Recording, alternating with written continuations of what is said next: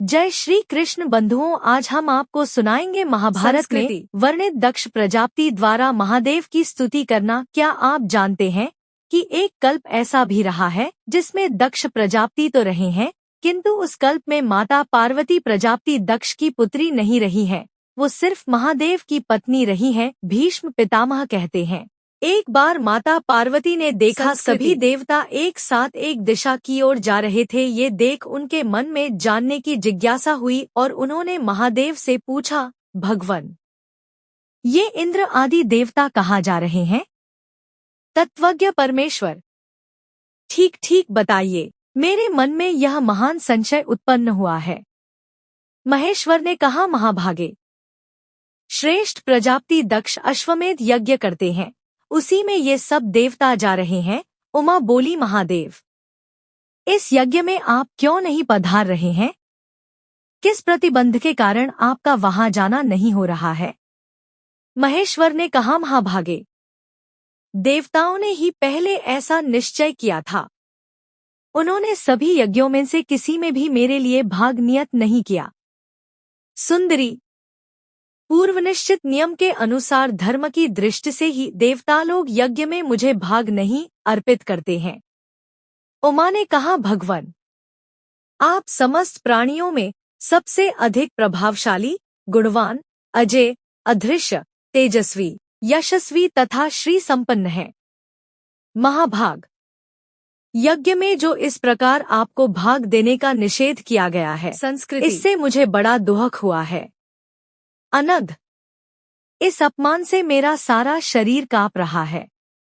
भीष्म जी कहते हैं, राजन, अपने पति भगवान पशुपति से ऐसा कहकर पार्वती देवी चुप हो गईं, परंतु उनका हृदय शोक से दग्ध हो रहा था। पार्वती देवी के मन में क्या है और वे क्या करना चाहती हैं? संस्कृति, इस बात को जानकर महादेव जी ने नंदी को आज्ञा दी कि तुम यहीं खड़े रहो। तदंतर संपूर्ण योगेश्वरों के भी ईश्वर महातेजस्वी देवाधिदेव पिनाकधारी शिव ने योगबल का आश्रय ले अपने भयानक सेवकों द्वारा उस यज्ञ को सहसा नष्ट करा दिया।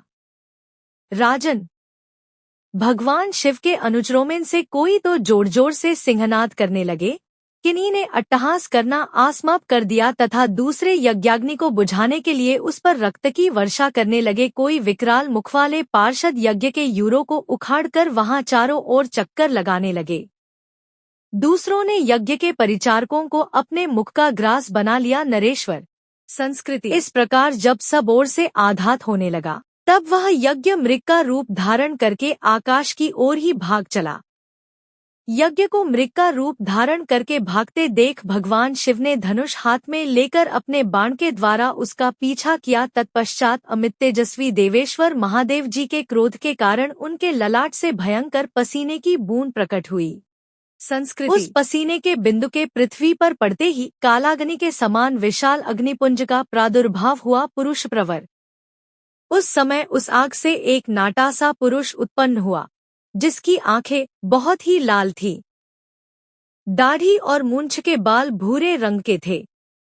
वह देखने में बड़ा डरावना जान पड़ता था। उसके तत्पश्चात वह पुरुष सब ओर विचरने लगा और देवताओं तथा ऋषियों की ओर दौड़ा। उसे देखकर सब देवता भयभीत हो दसों दिशाओं में भाग गए। उस समय सारे जगत में हाहाकार मच गया।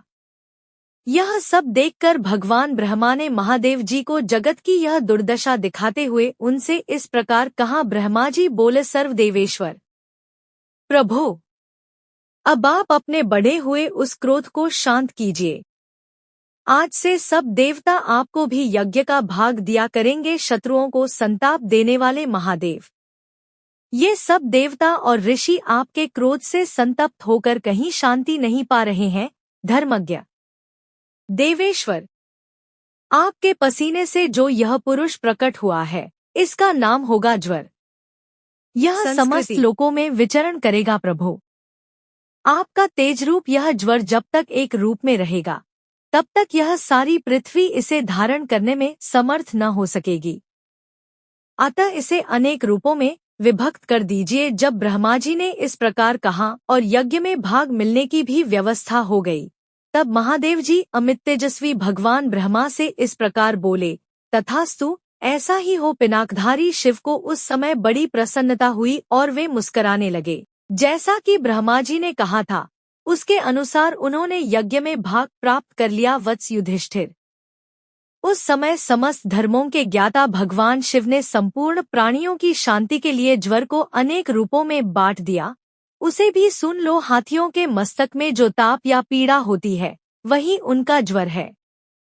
पर्वतों का ज्वर शिलाजीत के रूप में प्रकट होता है। संस्कृति, सेवार को पानी का ज्वर समझना चाहिए। सर्पों का ज्वर केंचुल है। गाय बैलों के खुरों में जो खोरक नाम वाला रोग होता है, वही उनका ज्वर है। पृथ्वी का ज्वर ऊसर के रूप में प्रकट होता है। धर्मज्ञ युधिष्ठिर, पशुओं की दृष्टि शक्ति का जो अवरोध होता है, वह भी उनका ज्वर ही है। महामुनि दधीची भी उस यज्ञ मंडप में उपस्थित थे। उन्होंने देखा कि देवता और दानव आदि का समाज तो खूब जुटा हुआ है, परंतु भगवान शंकर दिखाई नहीं देते हैं। जान पड़ता है उनका आवाहन नहीं किया गया है। इससे उनके मन में बड़ा दुख हुआ। उन सब देवताओं को वहां उपस्थित देख दधीची क्रोध में भर गए और बोले, सज्जनों, जिसमें भगवान शिव की पूजा नहीं होती है, वह न यज्ञ है और न धर्म। यह यज्ञ भी भगवान शिव के बिना यज्ञ कहने योग्य नहीं रहा। इसका आयोजन करने वाले लोग वध और बंधन की दुर्दशा में पड़ने वाले हैं। अहो, काल का कैसा उलटफेर है। इस महायज्ञ में अत्यंत घोर विनाश उपस्थित होने वाला है, किंतु मोहवश कोई देख नहीं रहे हैं, समझ नहीं पाते हैं। ऐसा कहकर महायोगी दधीच ने जब ध्यान लगाकर देखा, तब उन्हें भगवान शंकर और मंगलमयी वरदायिनी देवी पार्वती जी का दर्शन हुआ। उनके पास ही महात्मा नारद जी भी दिखाई दिए। इससे उनको बड़ा संतोष हुआ।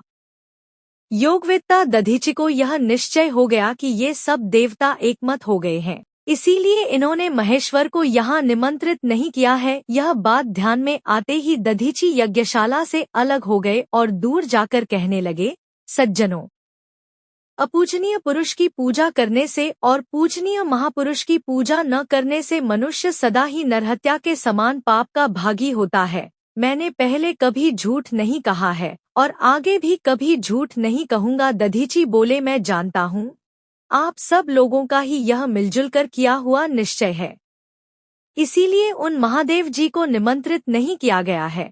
परंतु मैं भगवान शंकर से बढ़कर दूसरे किसी देवता को नहीं देखता। यदि यह सत्य है तो प्रजापति दक्ष का यह विशाल यज्ञ निश्चय ही नष्ट हो जाएगा। दक्ष ने कहा, महर्षि, देखो, विधिपूर्वक मंत्र से पवित्र की हुई यह सारी हवि सुवर्ण के पात्र में रखी हुई है। यह यज्ञेश्वर श्री विष्णु को समर्पित है। भगवान विष्णु की कहीं समता नहीं है। मैं उन्हीं को भविष्य का यह भाग अर्पित करूंगा। ये भगवान विष्णु ही सर्वसमर्थ, व्यापक और यज्ञ भाग अर्पित करने के योग्य हैं। दूसरी ओर कैलाश पर्वत पर पार्वती देवी बहुत दुखी होकर कह रही थी, मैं कौन सा व्रत, दान या तप करूं, जिसके प्रभाव से आज मेरे पतिदेव अचिंत्य भगवान शंकर को यज्ञ का आधा अथवा तिहाई भाग अवश्य प्राप्त हो।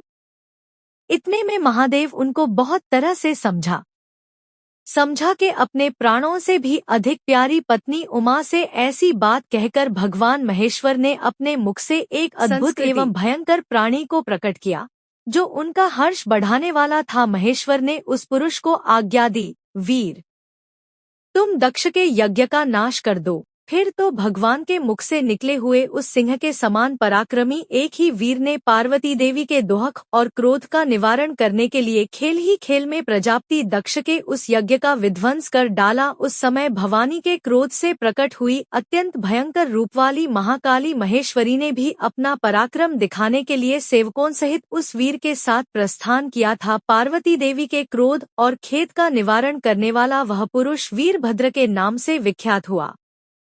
उसने अपने रोमकूपों से सैन्य नाम वाले गणेश्वरों को प्रकट किया, जो रुद्र के समान ही होने के कारण रौद्रगण कहलाए। उन सबके बल पराक्रम भी रुद्र के ही समान थे। वे भयंकर रूपधारी विशालकाय रुद्रगण सैकड़ों और हजारों की टोलियां बनाकर अपनी किलकारियों से आकाश को गुंजाते हुए से दक्ष यज्ञ का विध्वंस करने के लिए बड़ी तेजी के साथ टूट पड़े। उस महाभयंकर कोलाहल से उस यज्ञ में पधारे हुए समस्त देवता व्याकुल हो उठे। संपूर्ण यज्ञ का विध्वंस देख के तब ब्रह्मा आदि देवता तथा प्रजापति दक्ष ये सब के सब हाथ जोड़कर बोले, देव देव कहिए, आप कौन हैं? वीरभद्र ने कहा, ब्राह्मण, मैं न तो रुद्र हूँ, न देवी हूँ, और न यहाँ भोजन करने के लिए ही आया हूँ। तुम्हारा यह यज्ञ देवी पार्वती के रोष का कारण बन गया है, ऐसा जानकर सर्वात्मा भगवान शिव कुपित हो उठे हैं।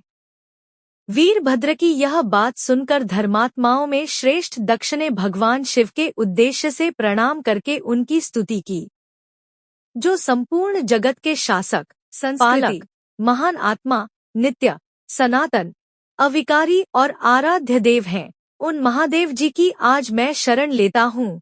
तब अनेक नेत्रों वाले शत्रु विजय महादेव अपने मुखों द्वारा यत्नपूर्वक प्राण और अपान वायु को अवरुद्ध करके संपूर्ण दिशाओं में दृष्टिपात करते हुए सहसा अग्निकुंड से निकल पड़े। प्रलयकालीन अग्नि के समान तेजस्वी स्वरूप से सहस्रों सूर्यों की प्रभा धारण किए वे दक्ष के सामने खड़े हो गए और मुस्कुराकर बोले, प्रजापते, बोलो, मैं आज तुम्हारा कौन सा कार्य सिद्ध करूं? उस समय देवगुरु बृहस्पति ने महादेव जी को वेद का मखाध्याय पढ़। तब धर्म के अध्यक्ष, प्रजापालक, विरूपाक्ष, त्रिनेत्रधारी, भगनेत्रहारी देवेश्वर भगवान हर ने तथास्तु कहकर दक्ष को मनोवांछित वर दे दिया कर सुनाया। तत्पश्चात प्रजापति दक्ष दोनों नेत्रों से आंसुओं की धारा बहाते हुए हाथ जोड़कर भय और शंका से सहमे हुए से बोले, भगवन, यदि आप मुझ पर प्रसन्न हैं, यदि मैं आपका प्रिय हूँ, आपके अनुग्रह का पात्र हूँ, अथवा यदि आप मुझे वर देने को उद्यत हैं, तो मैं यही वर मांगता हूँ कि मैंने दीर्घकाल से महान प्रयत्न करके जो ऐसा यज्ञ संभार जुटा रखा था, उसमें से जो चला दिया गया, खा पी लिया गया, नष्ट किया गया अथवा चूर चूर करके फेंक दिया गया, वह सब मेरे लिए व्यर्थ न हो। तब धर्म के अध्यक्ष, प्रजापालक, विरूपाक्ष, त्रिनेत्रधारी, भगनेत्रहारी देवेश्वर भगवान हर ने तथास्तु कहकर दक्ष को मनोवांछित वर दे दिया। महादेव जी से वर पाकर दक्ष ने धरती पर घुटने टेककर उन्हें प्रणाम किया और 1008 नामों द्वारा उन भगवान वृषभध्वज का स्तवन किया। इस प्रकार श्री महाभारत शांति पर्व के अंतर्गत मोक्ष धर्म पर्व में 284वां अध्याय पूरा हुआ। पोस्ट पसंद आए तो हमारे चैनल संस्कृति को फॉलो करें। राधे श्याम।